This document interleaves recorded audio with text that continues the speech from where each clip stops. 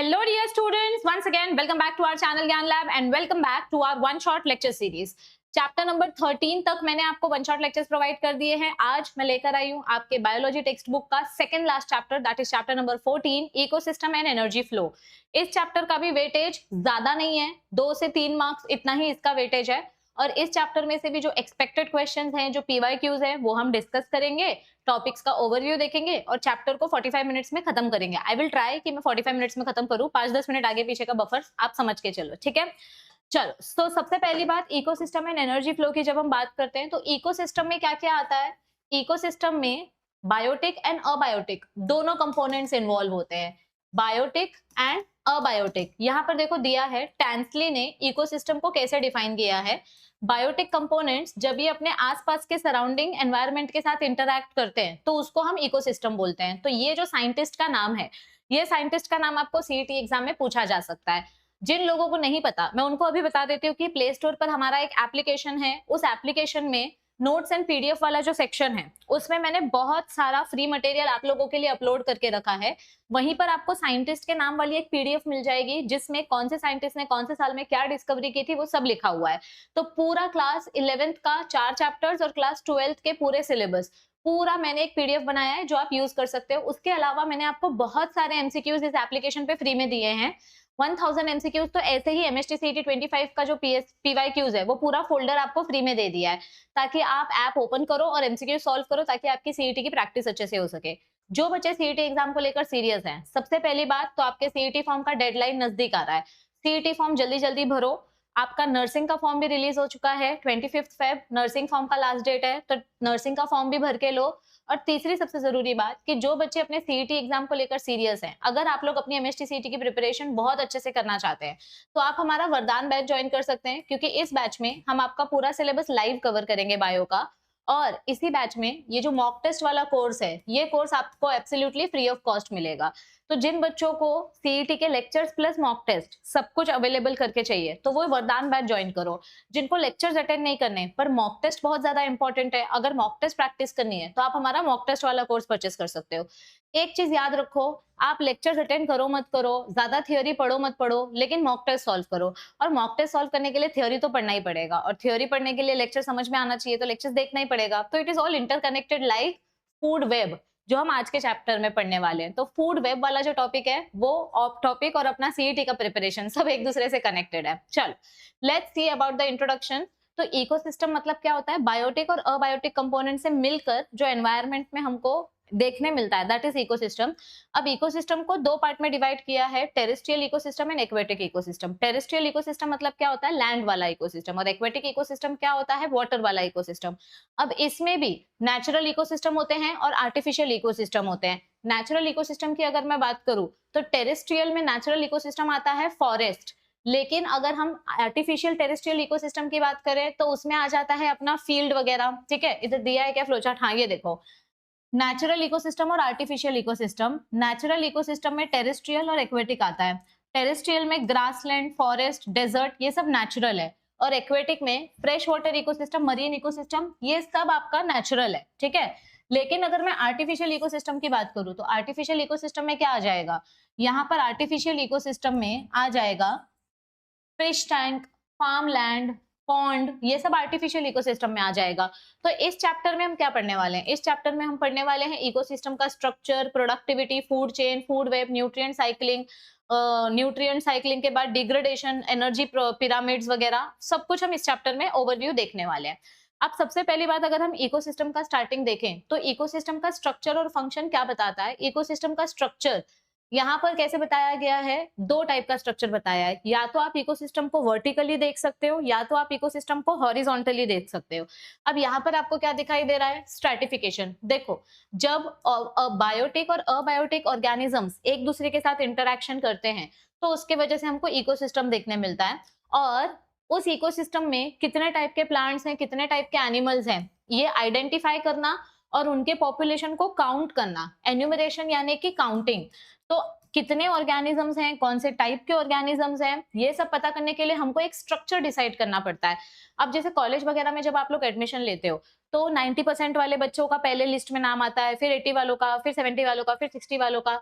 तो ये एक स्ट्रक्चर है, एक फॉर्मेट है। वैसे ही इकोसिस्टम को समझने के लिए भी हमको एक फॉर्मेट डिसाइड करना पड़ता है और इसी बेसिस पे दो फॉर्मेट डिसाइड किए गए हैं कि मतलब वो कैसे उनका अरेंजमेंट है, नेचर में ऑर्गेनिजम्स कैसे अरेंज्ड हैं, उसके बेसिस पे हमको इकोसिस्टम का दो पैटर्न बताया गया है, उसके स्पैशियल पैटर्न के बेसिस पे। एक है स्ट्रैटिफिकेशन, एक है जोनेशन। जब हम वर्टिकल डिस्ट्रीब्यूशन की बात करते हैं, मतलब जब आप प्लांट को हाइट के हिसाब से देखोगे, वर्टिकल डिस्ट्रीब्यूशन के हिसाब से, तो उसको बोलते हैं स्ट्रैटिफिकेशन।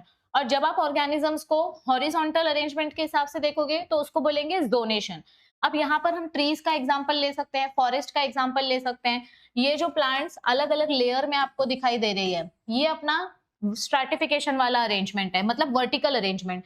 इसको सबसे ज्यादा सनलाइट मिलेगी तो इसके पत्ते ब्रॉड होंगे, इसको थोड़ा कम, इसको थोड़ा कम, इसको थोड़ा कम और इसको और कम सनलाइट मिलेगी। तो इन्होंने ना अडेप्टेशन दिखा लिया है, कम सनलाइट में भी कैसे फोटोसिंथेसिस करना है। कभी कभी सीईटी एग्जाम में आपको यहाँ पर बॉक्स दिया जाता है और इसका लेबल्स पूछा जाता है कि ये कौन सा लेबल है और ये कौन सा लेबल है। तो स्ट्रैटिफिकेशन मतलब क्या होता है, जब हम ऑर्गेनिजम्स का वर्टिकल अरेंजमेंट पढ़ने की कोशिश करते हैं। सेम स्ट्रैटिफिकेशन हमको सी में भी देखने मिलता है, एपिपेलाजिक, मीसोपेलाजिक, बेथीपेलाजिक जोन, यानी कि एकदम अपर जोन में कौन से ऑर्गेनिजम्स हैं, यहाँ पर कोई फिश होगी क्या, यहाँ पर कोई प्लांट्स वगैरह होंगे क्या, मीसोपेलाजिक में कौन से ऑर्गेनिजम्स हैं, बेथीपेलाजिक में कौन से फिशेस होंगे। तो एक्वेटिक इकोसिस्टम में भी हम स्ट्रैटिफिकेशन देख सकते हैं। अगर यही ऑर्गेनिज्म का अरेंजमेंट मैं हॉरिजॉन्टल डायरेक्शन में कर दूं तो उसको हम बोलेंगे जोनेशन। याद रखो, आपको नाम पता होना चाहिए। स्ट्रैटिफिकेशन की स्पेलिंग में टी आता है, टी मतलब स्ट्रेट लाइन, और जोनेशन की स्पेलिंग में जेड आता है, जेड मतलब हॉरिजॉन्टल लाइन। तो zonation means horizontal arrangement and stratification means vertical arrangement. अब यहाँ पर हमको एक एक्वेटिक वेटलैंड का अरेंजमेंट बताया है, चाहे टेरेस्ट्रियल हो चाहे एक्वेटिक वेटलैंड हो। यहाँ पर आप हॉरिजॉन्टल अरेंजमेंट देखते जाओ। ये देखो, यहाँ पर कुछ बर्ड्स हैं, यहाँ पर ग्रास की स्पीशीज हैं। जैसे जैसे आप हॉरिजॉन्टली नीचे नीचे जा रहे हो वैसे वैसे आपको स्पीशीज की वेरिएशन दिखाई दे रही है। तो इसी अरेंजमेंट को बोलते हैं जोनेशन। अभी बायोटिक और अबायोटिक कंपोनेंट्स मिलके, ये सब ना एक साथ मिलके काम करते हैं, तो इसको हम बोलते हैं इकोसिस्टम यूनिट। अब ये ऑर्गेनिजम्स एक साथ मिलके क्या काम करते हैं, ताली थोड़ी बजाते हैं। ये ऑर्गेनिजम्स एक साथ मिलके चार इंपॉर्टेंट फंक्शन करते हैं और यही चार इंपॉर्टेंट फंक्शन डिसाइड करते हैं हमारा इकोसिस्टम सस्टेन करेगा या नहीं करेगा। तो वो चार इंपॉर्टेंट फंक्शन कौन से हैं, productivity, decomposition, nutrient cycling, energy flow etcetera. तो अभी हम इस चैप्टर में प्रोडक्टिविटी, देखो इकोसिस्टम को सेल्फ सस्टेनिंग बनाने के लिए जो चार कंपोनेंट्स है वो हम पढ़ेंगे। प्रोडक्टिविटी मतलब क्या होता है, सनलाइट की मदद से हमने वाटर और कार्बन डाइऑक्साइड को ग्लूकोज में कन्वर्ट कर लिया, मतलब फोटोसिंथेसिस करना, conversion of organic inorganic molecules into organic. तो यहाँ पर हम बात करते हैं फोटोसिंथेसिस की। चलो, आपने खाना बना लिया, आपने फोटोसिंथेसिस कर लिया। अब ये खाना हेटेरोट्रॉपिक ऑर्गेनिजम्स खाएंगे, फिर हेटेरोट्रॉपिक ऑर्गेनिजम्स की जब डेथ हो जाएगी तो उनकी बॉडी को सड़ाना, दैट इज डीकंपोजिशन, यानी ऑर्गेनिक मटेरियल को ब्रेक डाउन करना। आपके फ्रूट्स के छिलके को सड़ाना, तो झाड़ पे से जो पत्ते नीचे गिर जाते हैं उसको सड़ाना, ये सब डीकंपोजिशन में आता है। फिर आता है न्यूट्रिएंट साइक्लिंग। जब आपके ये पत्ते या कोई भी मरा हुआ ऑर्गेनिज्म मिट्टी में मिल जाता है तो जब वो सड़ने लगता है तो उसके जो न्यूट्रिएंट्स हैं, जो कार्बन है, कैल्शियम है, फास्फोरस है, वो मिट्टी में वापस से डिपॉजिट होने लग जाता है, रिसाइकल होने लग जाता है, उसको बोलते हैं न्यूट्रिएंट साइक्लिंग।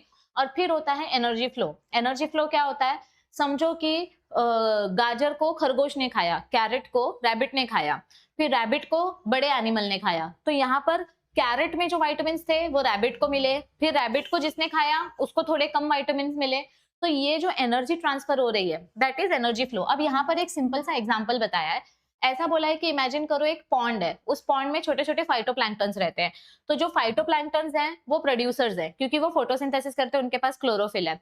फिर जब वो फाइटोप्लैंक्टन्स मर जाएंगे तो उनको जू प्लैंक्टन्स खा लेंगे। फिर जू प्लैंक्टन्स को सड़ाने के लिए डीकंपोजिशन किया जाएगा। डीकंपोजिशन होने के बाद, सड़ने के बाद न्यूट्रिएंट्स फिर से पानी में रिसाइकल हो जाएंगे, तो न्यूट्रिएंट्स रिसाइकलिंग हो जाएगा। तो चार इंपॉर्टेंट प्रोसेस जो जरूरी है, जिसके ऊपर आप बहुत सारा भर भर के आंसर ठोक सकते हो, वो ये है।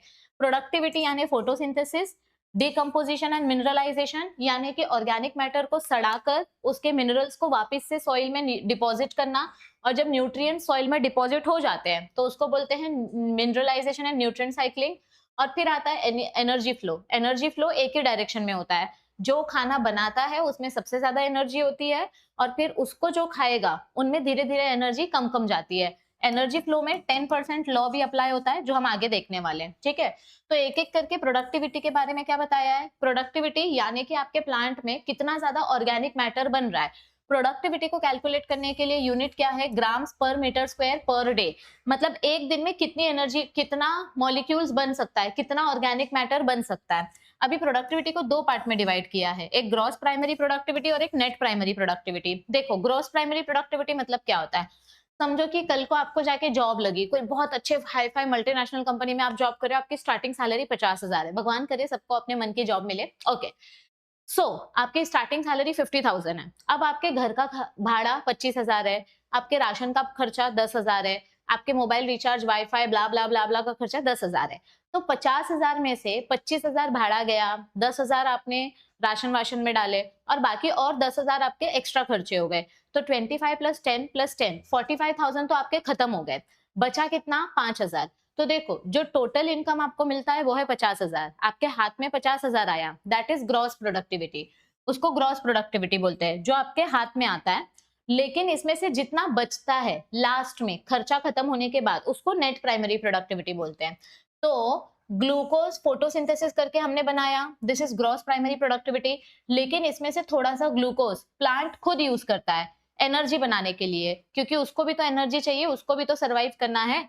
तो प्लांट ने समझो 10 ग्लूकोज मॉलिक्यूल्स बनाया, इसमें से उसने 4 ग्लूकोज मॉलिक्यूल्स खुद कर लिया यूज, तो बचा कितना, 6 ग्लूकोज मॉलिक्यूल बचा। तो इसको बोलेंगे नेट प्राइमरी प्रोडक्टिविटी।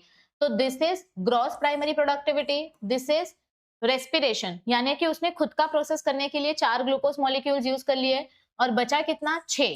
तो ये हो गया नेट प्राइमरी प्रोडक्टिविटी। तो इधर पे डेफिनेशन दिया है, ग्रॉस प्राइमरी प्रोडक्टिविटी यानी rate of production of organic matter during photosynthesis. Photosynthesis के टाइम पे जो ऑर्गेनिक मैटर बनता है उसको ग्रॉस प्राइमरी प्रोडक्टिविटी बोलते हैं। फिर प्लांट थोड़ा सा प्रोडक्ट खुद के लिए यूज करता है रेस्पिरेशन प्रोसेस में। सो ग्रॉस प्राइमरी प्रोडक्टिविटी में से जब आप रेस्पिरेशन को माइनस करते हो, ये देखो इधर पे लिखा है gross primary productivity minus respiration, GPP minus R will give you net primary productivity. तो ये अपना फाइनल इक्वेशन है, ठीक है। अभी कभी कभी हमको प्राइमरी प्रोडक्टिविटी के अलावा सेकेंडरी प्रोडक्टिविटी भी देखने मिलती है। सेकेंडरी प्रोडक्टिविटी मतलब क्या होता है, it is defined as rate of formation of new organic matter by consumers. मतलब कि प्लांट में जो ओरिजिनल ऑर्गेनिक मैटर मिला था वो प्राइमरी प्रोडक्टिविटी था, लेकिन वो ओरिजिनल ऑर्गेनिक मैटर से जो एनिमल्स हैं जब वो कुछ नया बनाने जाते हैं तो वो हो जाता है सेकेंडरी प्राइमरी प्रोडक्टिविटी। अब यहाँ पर ये जो पैराग्राफ है ना, इसमें से सीईटी में क्वेश्चन पूछा जाता है, पूरे वर्ल्ड में, पूरे बायोस्फीयर में एनुअल नेट प्राइमरी प्रोडक्टिविटी कितनी है, approximately 170 million tons of organic matter. मतलब पूरे बायोस्फीयर में 100 बिलियन टन ऑर्गेनिक मैटर बनता है प्लांट्स की मदद से, और उसमें से 55 बिलियन टन्स तो ओशन में बन जाता है और बाकी का लैंड से बनता है। तो ये सीईटी पैराग्राफ है, ठीक है। अब आपको 2023 में क्वेश्चन पूछा गया था, define gross primary productivity and net primary productivity, तो you can easily define it from this paragraph, okay. Next आता है डीकंपोजिशन। डीकंपोजिशन को मैंने यहाँ पर फ्लो चार्ट की मदद से एक्सप्लेन किया है। डीकंपोजिशन 5 स्टेप्स में एक्सप्लेन किया जा सकता है। सबसे पहली बात तो डीकंपोजिशन का डेफिनेशन क्या है। डीकंपोजर्स क्या करते हैं, डीकंपोजर्स बैक्टीरिया फंगस से मिलके बनता है। डीकंपोजर्स ना ऑर्गेनिक मैटर को सड़ाने का काम करते हैं। ऑर्गेनिक मैटर को सड़ा के उसमें से कार्बन डाइऑक्साइड, वाटर और न्यूट्रिएंट्स को रिसाइकल करते हैं। इस प्रोसेस को बोलते हैं डीकंपोजिशन। तो जो भी अपना मरा हुआ कचरा रहता है, जैसे मरा हुआ प्लांट या फिर मरे हुए एनिमल्स, उनके ऊपर जब अलग अलग टाइप के ऑर्गेनिजम्स ग्रो होना स्टार्ट हो जाते हैं, बैक्टीरिया वगैरह ग्रो होना स्टार्ट हो जाता है, तो बोलते हैं कि इसका डीकंपोजिशन प्रोसेस चालू हो गया, मतलब सड़ना चालू हो गया। तो डीकंपोजिशन प्रोसेस कैसे होता है, इसके 5 स्टेप्स है। पहला स्टेप होता है फ्रेगमेंटेशन। अभी जैसे समझो कि कोई झाड़ का पत्ता टूट के जमीन पे गिरा है, तो जो भी अर्थवर्म है उस पत्ते पे वो होल करना चालू करेगा, उस पत्ते को तोड़ना चालू करेगा, तो उस प्रोसेस को बोलते हैं फ्रेगमेंटेशन। अभी उस पत्ते को तोड़ तोड़ के, मतलब उसमें होल कर करके हमने उस पत्ते को सड़ाना स्टार्ट कर दिया, तो अब चालू होगा इसका लीचिंग प्रोसेस। लीचिंग प्रोसेस क्या होता है, water soluble inorganic nutrients will settle deep in the soil. तो उस पत्ते को तोड़ने के टाइम पे आप नॉर्मली कोई पत्ता हाथ में ले लो, जब आप पत्ते को ऐसे ऐसे क्रश करते हो तो उसमें से लिक्विड निकलता है। तो जब इतने सारे पत्ते रहेंगे और उस पत्ते को जब हम सड़ा रहे हैं, तो उसमें से जो लिक्विड, जो न्यूट्रिएंट्स निकलेगा, वो न्यूट्रिएंट धीरे धीरे करके अर्थ के लेयर में सेटल होते जाएगा, धीरे धीरे करके डिपॉजिट होते जाएगा। फिर स्टार्ट होगा कैटाबोलिज्म, यानी कि अब वो पत्ता सड़ना चालू होगा, उसके ऊपर बैक्टीरिया और फंगस की ग्रोथ स्टार्ट होगी। फिर स्टार्ट होगा ह्यूमिफिकेशन, यानी कि वो पत्ता सड़ सड़ के एक लेयर बना लेगा, उस लेयर को बोलते हैं हमस, यानी काई जैसी एक लेयर होती है। ये हमस की वजह से क्या होता है कि आपका वाटर जो है, जब आप मिट्टी में पानी डालते हो तो ज्यादा टाइम तक वाटर एब्जॉर्ब रहता है, मतलब हमस की वजह से सॉइल की वाटर एब्जॉर्ब करने की कैपेसिटी बढ़ जाती है। ये देखो, हमस फॉर्मेशन चेंजेस सॉइल टेक्सचर, ये सॉइल को सॉफ्ट बना देता है और ये सॉइल की वाटर होल्डिंग कैपेसिटी इंक्रीज कर देता है। ये वाला पैराग्राफ इंपॉर्टेंट है। तो हमस फॉर्मेशन की वजह से सॉइल की क्वालिटी इंप्रूव हो जाएगी और लास्ट में होगा मिनरलाइजेशन, यानी वो जो काई जमी थी, जो चीजें सड़ सड़ के जो काई बन गई थी, उसके अंदर अब जो भी मिनरल्स हैं वो मिनरल्स ब्रेक डाउन होंगे और अर्थ के लेयर में जाके डिपॉजिट हो जाएंगे। तो ये 5 स्टेप्स में हमको डिकम्पोजिशन देखने मिलता है। अगर आपको इसका टोटल टाइटल याद है ना, तो आप आंसर में कुछ तो ठोक के लिख ही सकते हो। ये बेस्ट तरीका होता है रिविजन करने का। एक बार ये आपने पॉइंटर्स देख लिए ना, तो आपको पूरा पैराग्राफ याद आ जाता है। तो 2025 में आपको क्वेश्चन पूछा गया था, व्हाट इज डिकम्पोजिशन, और डायग्रामेटिक एक्सप्लेनेशन करो कि डिकम्पोजिशन साइकिल कैसे होता है। तो ये आप डायग्रामेटिक एक्सप्लेनेशन बता सकते हो। इसके अलावा कोई डायग्रामेटिक एक्सप्लेनेशन, हाँ इधर पे भी दिया, ये देखो, ये वाला साइकिल आप ड्रॉ कर सकते हो कि कैसे डिकम्पोजिशन होता है। यहाँ पर प्लांट्स की ग्रोथ हुई, प्लांट्स में से एक पत्ता सड़ के नीचे गिर गया, तो अब इसमें क्या चालू हो जाएगा, देखो कुछ एनिमल्स आके इस पत्ते को खा लेंगे, लेकिन अगर एनिमल्स ने ये पत्ता नहीं खाया तो ये पत्ता लीचिंग करना चालू करेगा। पहले फ्रेगमेंटेशन होगा, फिर लीचिंग होगा। लीचिंग होने की वजह से धीरे धीरे करके इसका ऑर्गेनिक मटेरियल जो है वो सॉइल में मिक्स हो जाएगा। अब उसी ऑर्गेनिक मटेरियल की मदद से और भी ज्यादा बैक्टीरिया वगैरह इसको सड़ाएंगे और फिर धीरे धीरे करके नया प्लांट ग्रो होना स्टार्ट हो जाएगा। कभी कभी क्या होता है कि यहाँ पे जहाँ पे वो चीजें सड़ रही है, वहीं पर ना दूसरे ऑर्गेनिजम्स ग्रो होना स्टार्ट हो जाते हैं, जैसे मशरूम वगैरह ग्रो होना स्टार्ट हो जाता है। तो ये सेकेंडरी प्रोडक्टिविटी हो गई। तो इस तरीके से आप डिकम्पोजिशन साइकिल एक्सप्लेन कर सकते हो। नेक्स्ट आता है एनर्जी फ्लो। मैंने आपको बोला था ना, एनर्जी फ्लो 10% लॉ हमको एक्सप्लेन करता है, बट ये वो वाला एनर्जी फ्लो नहीं है, ये दूसरा एनर्जी फ्लो है। ये क्या बता रहा है हमको, यहाँ पर देखो, हमारे अर्थ को सबसे ज्यादा एनर्जी कहाँ से मिलती है, सन से। Sun is the biggest source of radiation. Sun is the only source of energy for all the ecosystem, चाहे एक्वेटिक हो चाहे टेरेस्ट्रियल हो। सिर्फ जो डीप सी होता है ना, एकदम समुद्र के नीचे, वहां तक सनलाइट नहीं जा पाती। तो डीप सी को छोड़कर बाकी सारे इकोसिस्टम को सन से एनर्जी मिलती है। अभी हमारे अर्थ पे जितनी सनलाइट आती है उसमें से 50% सनलाइट जो है उसको बोलते हैं photosynthetically active radiation.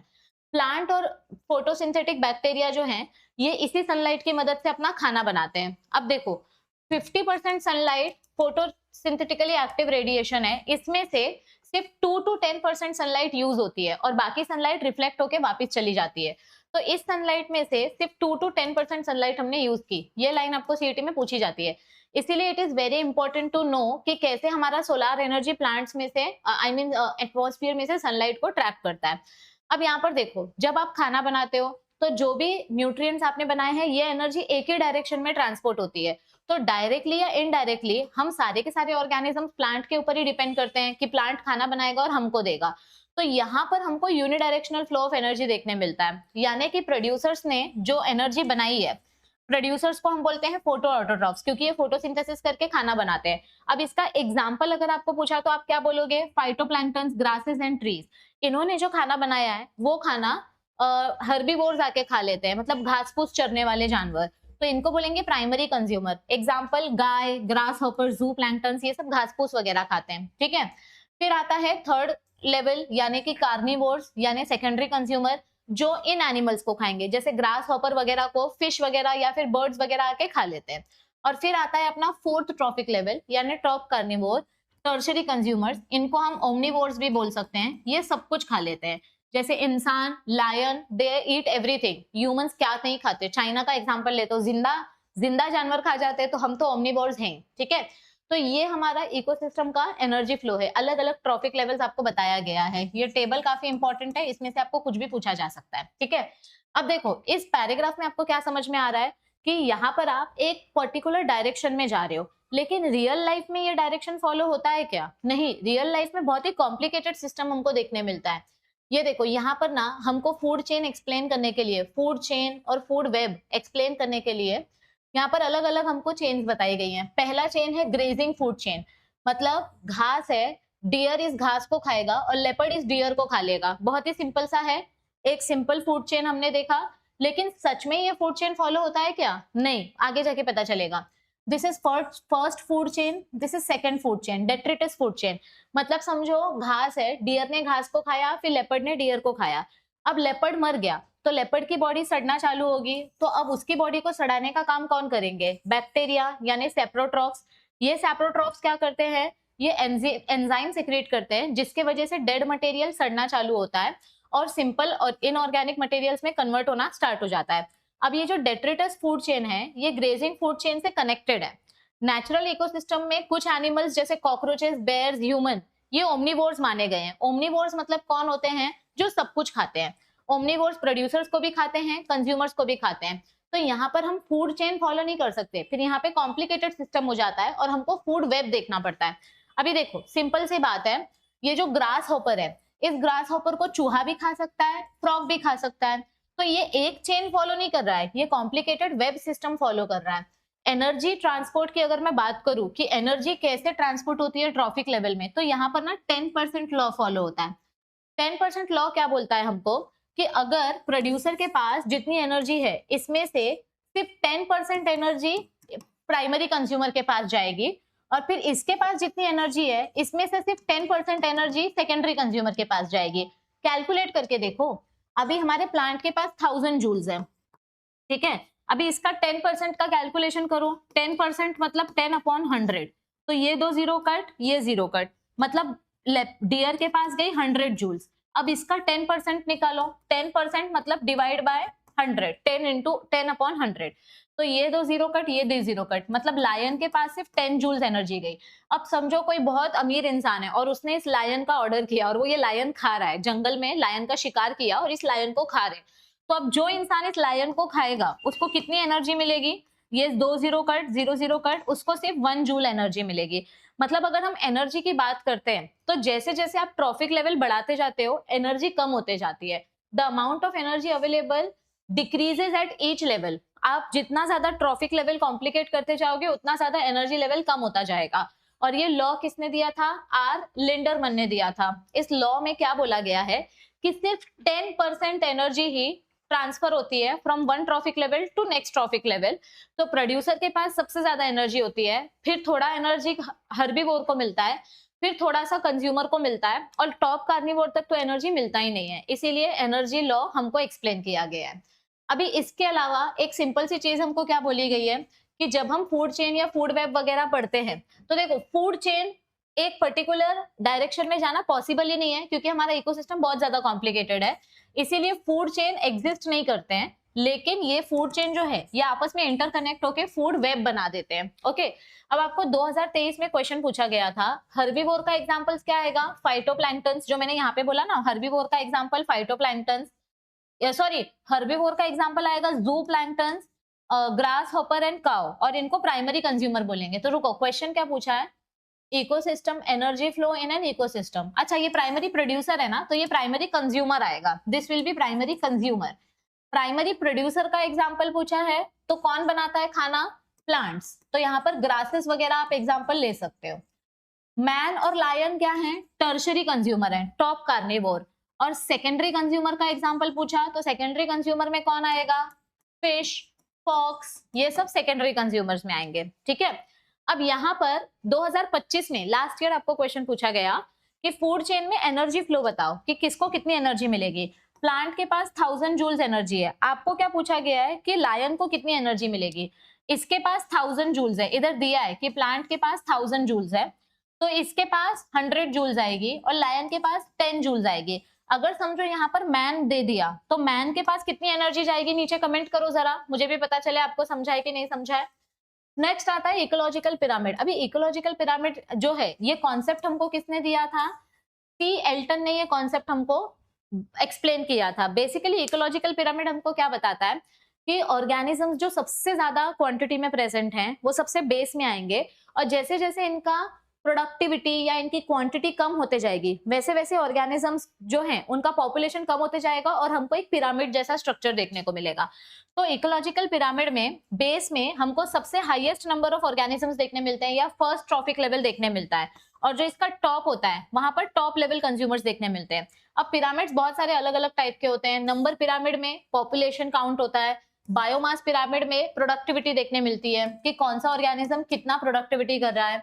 Then pyramid of energy में कितना % एनर्जी ट्रांसपोर्ट हो रहा है वो हमको देखने मिलता है। अगर हम एक बैलेंस्ड इकोसिस्टम की बात करें तो यहाँ पर सारे pyramid, pyramid of number, pyramid of energy and pyramid of biomass, ये सारे के सारे पिरामिड स्ट्रेट होते हैं, मतलब नीचे इनका बेस ब्रॉड होगा और ऊपर जाके इनका एपेक्स पॉइंटेड होगा। प्रोड्यूसर्स हमेशा ज्यादा नंबर में होंगे और फिर हर्बीवोर्स और फिर धीरे धीरे कार्निवोर्स कम नंबर में होते जाएंगे। लेकिन इसका एक एक्सेप्शन भी है, दिस इज सीईटी क्वेश्चन। क्या एक्सेप्शन है कि ओशन के अंदर ये इकोसिस्टम इन्वर्टेड हो सकता है, तो ओशन का इकोसिस्टम जो है वो उल्टा रहता है, यानी कि टॉप लेवल पे ज्यादा ऑर्गेनिजम्स दिखते हैं और जैसे जैसे आप पानी के नीचे नीचे नीचे जाओगे तो सनलाइट कम अवेलेबल है, इसीलिए प्रोड्यूसर्स नीचे नहीं रहते, मतलब नीचे ज्यादा प्लांट्स नहीं मिलेंगे बट एनिमल्स मिलेंगे। तो प्रोड्यूसर्स के बेसिस पे कंपेयर करना है कि प्रोड्यूसर्स सबसे ज्यादा कहां पर है, उस हिसाब से आपको प्रोडक्टिविटी और पिरामिड बनाना होता है, ठीक है। पिरामिड ऑफ नंबर्स भी कभी कभी उल्टा हो सकता है, जैसे कि समझो एक एग्जांपल दिया है, अगर हम एक ट्री की बात कर रहे हैं, ठीक है, पिरामिड ऑफ नंबर एक्सप्लेन करने के लिए, हाँ ये पिरामिड ऑफ नंबर एक्सप्लेन करने के लिए समझो हम एक ट्री की बात कर रहे हैं। ट्री एक ही है, मतलब ये अपना प्रोड्यूसर है, तो प्रोड्यूसर एक ही है, we have only one tree, लेकिन इसके ऊपर बहुत सारे कीड़े हैं। समझो इस ट्री के ऊपर 1000 इंसेक्ट है और इन इंसेक्ट और इस ट्री के ऊपर बहुत सारे बर्ड्स आते हैं इन इंसेक्ट को खाने के लिए, तो समझो एक दिन में 100 बर्ड आते हैं, तो ऐसे समझो 5000 बर्ड्स आ रहे हैं, ठीक है। तो धीरे धीरे करके क्या दिखाई दे रहा है, प्रोड्यूसर एक ही है लेकिन इसके ऊपर पॉपुलेशन बढ़ते जा रहा है, तो ये पिरामिड सीधा नहीं है, उल्टा है। प्रोड्यूसर हमेशा बेस में रहता है, ये लाइन कभी मत भूलो कि बेस हमेशा किससे स्टार्ट होता है, प्रोड्यूसर से स्टार्ट होता है, तो प्रोड्यूसर को हमेशा बेस में रखो और फिर ऊपर ऊपर ऊपर जाओ। तो ये इकोसिस्टम भी उल्टा हो गया ना, मतलब ये पिरामिड ऑफ नंबर वाला इकोसिस्टम है, ये भी उल्टा हो गया। तो कभी कभी ये उल्टा हो सकता है, कभी कभी सीधा हो सकता है। जहां पे प्रोड्यूसर ज्यादा होंगे वहां पे सीधा पिरामिड होगा, जहां पे प्रोड्यूसर्स कम होंगे वहां पे उल्टा पिरामिड होगा। कोई भी पिरामिड उल्टा हो या सीधा हो, एनर्जी का पिरामिड हमेशा हमेशा हमेशा स्ट्रेट रहेगा। मतलब क्या कि प्रोड्यूसर के पास सबसे ज्यादा एनर्जी रहेगी, फिर 10% एनर्जी प्राइमरी कंज्यूमर के पास जाएगी, इसमें से 10% सेकेंडरी कंज्यूमर के पास और इसका 10% जाएगा टर्शरी कंज्यूमर के पास। मतलब अगर यहाँ पर 1000 जूल्स है तो यहाँ पर 100 जूल्स, यहाँ पर 10 जूल्स और यहाँ पर 1 जूल, ऐसे एनर्जी का पिरामिड हमको देखने मिलता है। It is always straight and always upright, okay. अब यहाँ पे ना पिरामिड्स के कुछ लिमिटेशंस हैं।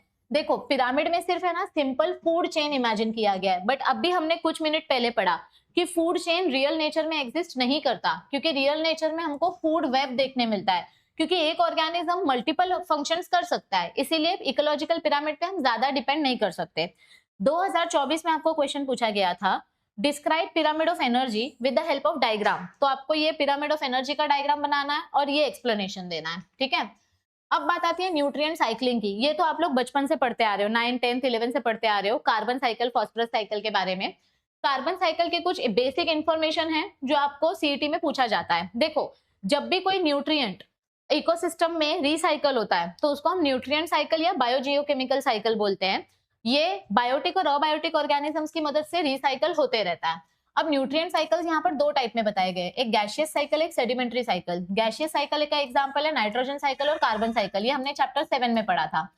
यहाँ पर सेडिमेंट्री साइकिल का एग्जांपल आएगा फॉस्फोरस साइकिल, क्योंकि फॉस्फोरस गैसियस फॉर्म में प्रेजेंट नहीं होता, फॉस्फोरस पत्थर से मिलता है और वो पानी के फॉर्म में पूरे इकोसिस्टम में ट्रांसपोर्ट होता है। तो यहाँ पर जो भी न्यूट्रिएंट है वो न्यूट्रिएंट जहां पर उसकी कमी है वहां पर वो न्यूट्रिएंट अवेलेबल होना चाहिए, that is the main function of the nutrient, ठीक है।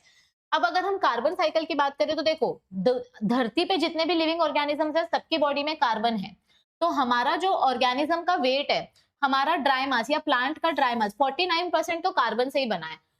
Total 71% carbon is found in oceans. Total पूरे अर्थ का कार्बन अगर आप कैलकुलेट करोगे तो उसमें से 71% कार्बन हमको ओशन में देखने मिलता है, और ये ओशन वाला जो कार्बन है वही कार्बन हमारे कार्बन डाइऑक्साइड को रेगुलेट करता है, यानी कि बैलेंस करता है।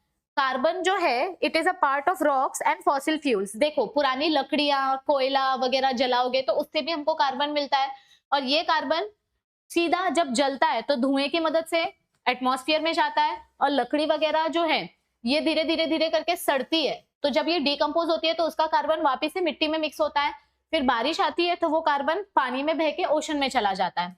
तो इसको हम बोलते हैं सिंक, मतलब जहां पे कार्बन जाके स्टोर होता है। तो जब फॉसिल फ्यूल्स वगैरह हम जलाते हैं तो इसके वजह से हमारे एटमॉस्फेयर में कार्बन डाइऑक्साइड का पॉल्यूशन बढ़ जाता है। तो देखो कार्बन हमारे अर्थ में कैसे कैसे अवेलेबल है, एटमॉस्फेयर से CO2 बनता है, मतलब एटमॉस्फेयर में CO2 रहता है लकड़ी जलाने की वजह से, फिर वही CO2 फोटोसिंथेसिस में जाके फूड बनाता है। अब ये जो कार्बन है ये फूड बनाता है, ग्लूकोज बनाया, ये ग्लूकोज एनिमल्स खाएंगे तो वो जो कार्बन है प्लांट से एनिमल्स की बॉडी में जाएगा, फिर एनिमल्स जब पॉटी करेंगे तो वो कार्बन फिर से हमारे सॉइल में आ जाएगा, या पे जब हम प्लांट को जलाएंगे तो फिर से CO2 रिलीज होगा।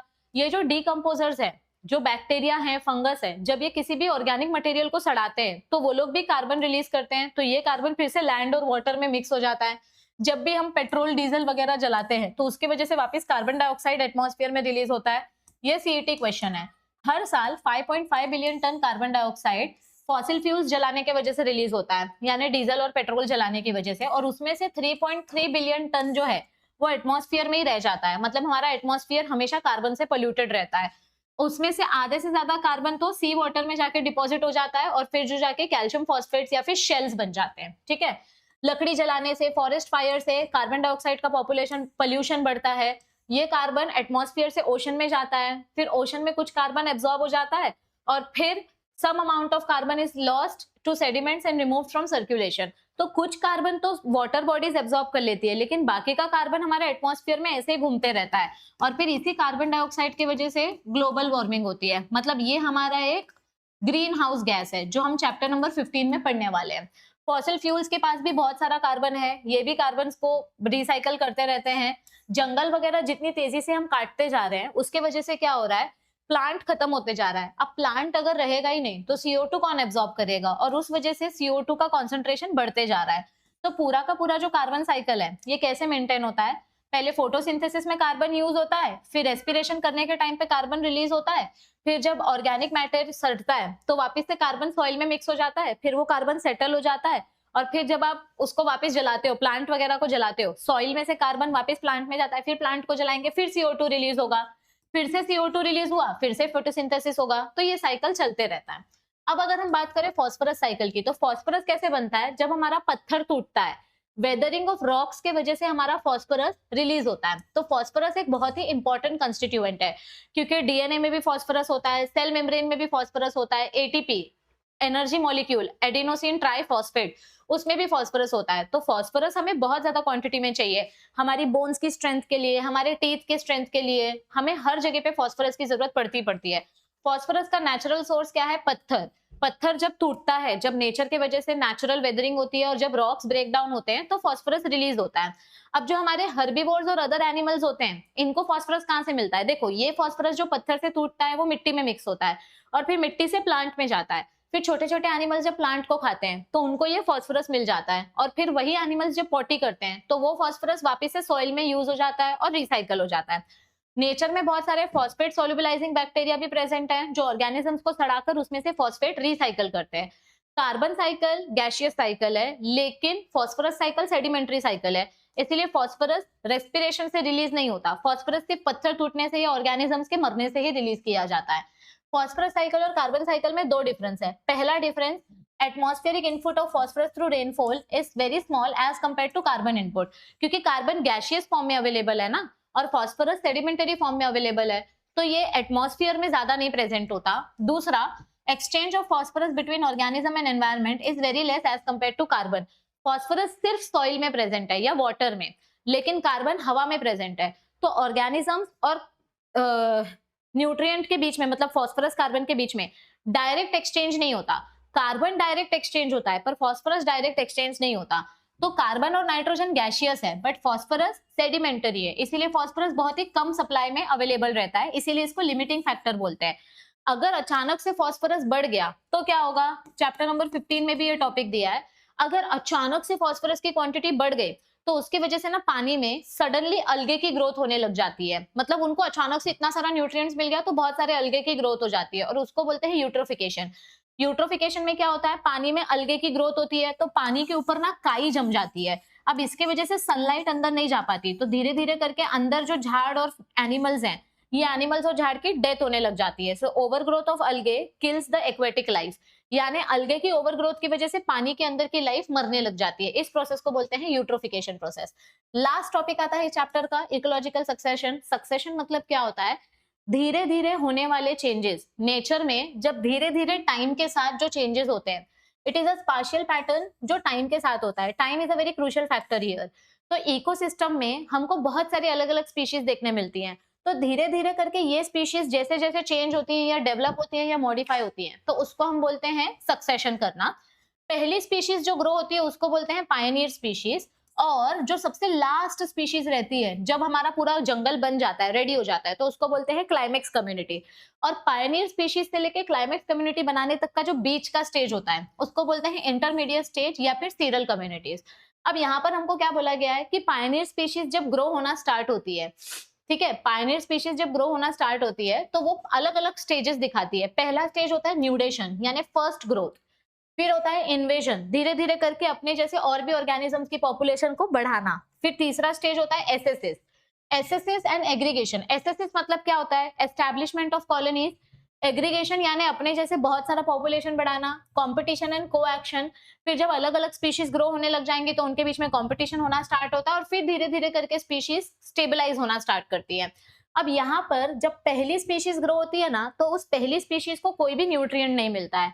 ये जो स्पीशीज होती है ये बिना किसी न्यूट्रिएंट की ग्रो होती है, इसीलिए इसको पायनियर स्पीशीज बोला जाता है। और ऐसी टाइप की ग्रोथ को प्राइमरी सक्सेशन बोला जाता है, यानी कि पहली चीज ग्रो होना स्टार्ट हो रही है, और फिर धीरे धीरे करके ऑर्गेनिजम्स जब ग्रो होते हैं तो पत्थर टूटता है, मिट्टी बनती है, फिर धीरे धीरे करके न्यूट्रिएंट डिपॉजिट होता है, धीरे धीरे करके इंटरमीडिएट कम्युनिटीज आना स्टार्ट होती है। तो ये जो बीच का स्टेज है उसको सीरियल कम्युनिटीज बोला जाता है। ओके, तो देखो ये हमारा पत्थर है, पत्थर के ऊपर कुछ भी नहीं है, ना यहाँ पर मिट्टी है, ना पानी है, ना हवा है, कुछ भी नहीं है। तो इस पत्थर पे जब लाइकेंस की ग्रोथ होती है, और वो भी एक स्पेशल टाइप के लाइकेंस, क्रस्टोस लाइकेंस, तो ये ना एसिड रिलीज करते हैं। अब इस एसिड की वजह से ये पत्थर टूटने लग जाता है। जब ये पत्थर टूटता है तो फिर मिट्टी बनना चालू होती है, फिर धीरे धीरे करके उस पे हमको छोटे छोटे ग्रासेस और ग्रासेस और श्रब्स देखने मिलते हैं। तो ये वाली जो कम्युनिटी है ये कम्युनिटी सीरल कम्युनिटी है, यानी सीयर स्टेजेस, इंटरमीडिएट स्टेजेस। लेकिन फर्स्ट कम्युनिटी जो थी ये थी पायनियर स्पीशीज, यानी कि इन्होंने शुरुआत की, ये हमारा नींव है, they are the beginning of the ecosystem. तो इनको बोलते हैं पायनियर स्पीशीज, और इनके वजह से जो इकोसिस्टम स्टार्ट होता है उसको बोलते हैं प्राइमरी सक्सेशन। प्राइमरी सक्सेशन ऐसी जगह पे स्टार्ट होता है जहां पर पहले से कुछ भी नहीं था, यानी कि समझो कोई नया नया लावा, वोल्केनिक लावा निकला है और वहां पर कोई नया नया आइलैंड बना है। अब उस आइलैंड में पहले से कुछ भी नहीं है, तो वहां पर अगर कोई ऑर्गेनिज्म की ग्रोथ हो रही है तो उसको बोलेंगे प्राइमरी सक्सेशन। और भी अलग अलग एग्जांपल है, आपने कोई नया पॉन्ड बनाया और वहां पे जब पहला ऑर्गेनिज्म ग्रो हुआ, that is primary succession. Secondary succession क्या होता है? जहां पर पहले से कुछ ना कुछ है, वहां पर जब आप कोई नई चीज ग्रो करना स्टार्ट करते हो, दैट इज सेकेंडरी सक्सेशन। मतलब ये देखो, यहाँ पे पायनियर स्पीशीज आए, लाइकेंस वगैरह की ग्रोथ हुई, इन्होंने एसिड रिलीज किया, पत्थर टूटा, मिट्टी बनी, धीरे धीरे करके ग्रासेस वगैरह बनना स्टार्ट हुए, ये पूरा प्राइमरी सक्सेशन है। लेकिन जब अचानक से हमारे जंगल में आग लग जाती है, यहाँ पे कुछ नेचुरल डिजास्टर हो जाता है, ये अपना प्राइमरी सक्सेशन है, पूरा इकोसिस्टम स्टेबल है, ठीक है। लेकिन अब अचानक से कुछ नेचुरल डिजास्टर हुआ, आग लग गई, और उस वजह से सारे झाड़ जानवर सब मर गए, सब कुछ जीरो पे आ गया। लेकिन सॉइल तो वैसी की वैसी है ना, यहाँ पे तो सॉइल भी नहीं थी, यहाँ कम से कम सॉइल अवेलेबल है, तो यहाँ पर हमारे पास पहले से कुछ तो अवेलेबल है। और वहां पर जब आप नया स्पीशीज बनाना स्टार्ट करते हो तो इसको बोलते हैं सेकेंडरी सक्सेशन। मतलब यहाँ पर हम एकदम नेगेटिव से स्टार्ट करते हैं, अपने पास कुछ भी नहीं रहता, पर यहाँ पर कम से कम अपने पास सॉइल रहता है। अब ये कम्युनिटी बनने के लिए अगर 1000 साल लगा था, तो ये कम्युनिटी बनने के लिए 500 साल लगेगा, क्योंकि आधा काम तो हो गया है, सॉइल हमारे पास पहले से है, सीड हमारे पास पहले से है, अब बस वहां पे हमको प्लांट्स की ग्रोथ स्टार्ट करनी है। तो प्राइमरी सक्सेशन और सेकेंडरी सक्सेशन में यही डिफरेंस है कि प्राइमरी सक्सेशन स्लो होता है। ये देखो, मैं डिफरेंस बताती हूँ प्राइमरी सक्सेशन और सेकेंडरी सक्सेशन का। प्राइमरी सक्सेशन बहुत ही ज्यादा स्लो प्रोसेस होता है, ये जीरो से स्टार्ट होता है। सेकेंडरी सक्सेशन ऐसी जगह पे स्टार्ट होता है जहां पर पहले से कुछ था। प्राइमरी सक्सेशन के लिए बहुत टाइम लगता है, सेकेंडरी सक्सेशन फास्ट होता है। प्राइमरी सक्सेशन की स्टार्टिंग में सॉइल भी एब्सेंट थी, बट सेकेंडरी सक्सेशन में कम से कम सॉइल तो रहती है, यहाँ पर बहुत सारे इंटरमीडिएट कम्युनिटीज डेवलप होते हैं, यहाँ पर थोड़े कम इंटरमीडिएट कम्युनिटीज डेवलप होते हैं। ये एनवायरमेंटल कंडीशंस अनसूटेबल था, तब यहाँ पर प्राइमरी सक्सेशन होना स्टार्ट हुआ, और यहाँ पर एनवायरमेंटल कंडीशन सूटेबल है और फिर आपका नया सक्सेशन होता है, तो उसको बोलते हैं सेकेंडरी सक्सेशन। अब प्राइमरी सक्सेशन दो टाइप का बताया गया है, एक लैंड पर होता है, एक वाटर में होता है। अगर वाटर में कोई प्राइमरी सक्सेशन हो रहा है तो उसको बोलेंगे हाइड्रार्क सक्सेशन। क्या बोलेंगे उसको? हाइड्रार्क सक्सेशन। और अगर जमीन पे वेरी ड्राई एरिया, पत्थर वगैरह पे कुछ ग्रोथ स्टार्ट हो रही है, तो उसको बोलेंगे जेरार्क सक्सेशन।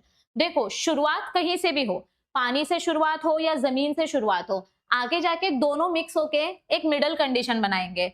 मतलब हाइड्रार्क सक्सेशन और जेरार्क सक्सेशन दोनों आगे जाके मेसिक कंडीशन बनाते हैं, मतलब ना तो बहुत ड्राई ना तो बहुत वेट। तो अभी यहाँ पर आपको एग्जाम्पल याद रखना है। देखो 2022 में आपको क्वेश्चन पूछा है पायनियर स्पीशीज मतलब क्या होते हैं, तो पायनियर स्पीशीज का डेफिनेशन आपको यहाँ पर मिलेगा। What are pioneer species? यहाँ पर हमने देखा ना, ये पायनियर स्पीशीज क्या होते हैं। नहीं नहीं नहीं, इधर नहीं है definition. Wait, I will show you.